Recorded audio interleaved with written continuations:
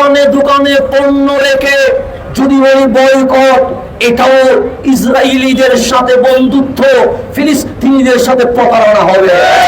আমরা প্রাক্রান্ত হৃদয় নিয়ে আজ জুমার নামাজ আদায় করে চট্টগ্রামের নাবি বন্দরে উপস্থিত হয়ে ফিলিস্তিনের নির্যাতিত মুসলমান, সমগ্র বিশ্বের নিপীড়িত মুসলমানকে জানিয়ে দিতে চায় তারা একলা নয়, তাদের সাথে আমরাও আছি।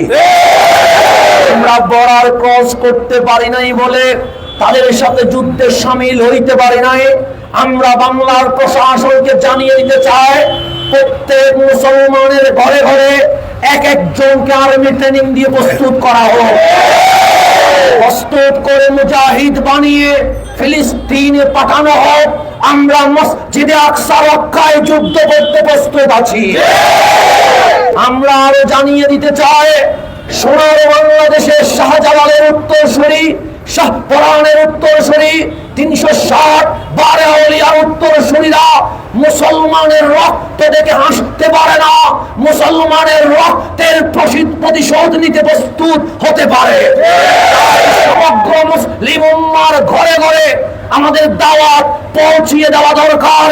ইমাম মাহদীর সৈনিক হওয়ার জন্য আমাদেরকে সর্বদা প্রস্তুত থাকতে হবে। ২ নম্বর, যে ইসরায়েলি পণ্য আছে, যদিও আমরা ফিলিস্তিন যেতে পারছি না, এক দফা এক দাবি এটাই আসতে হবে, ইহুদিদের পণ্য বাংলাদেশে প্রবেশ করতে দেওয়া যাবে না। বাংলাদেশে ইহুদিদের পণ্য ইম্পোর্ট এক্সপোর্ট করার পরে মুসলমান দাবি করা এটা হাস্যকর, অন্যায় ছাড়া আর কিছুই নয়। দোকানে দোকানে পণ্য রেখে যদি ওই বয়কট, এটাও ইসরায়েলিদের সাথে বন্ধুত্ব, ফিলিস্তিনিদের সাথে প্রতারণা হবে। বাংলার প্রশাসনকে উদ্যোগ নিতে হবে, ওই পণ্যগুলোর বিপরীতে আমরাও পণ্য আবিষ্কার করব, ওই পণ্য আমরা ইউজ করব, আমাদের সোনার বাংলাদেশ এগিয়ে যাবে।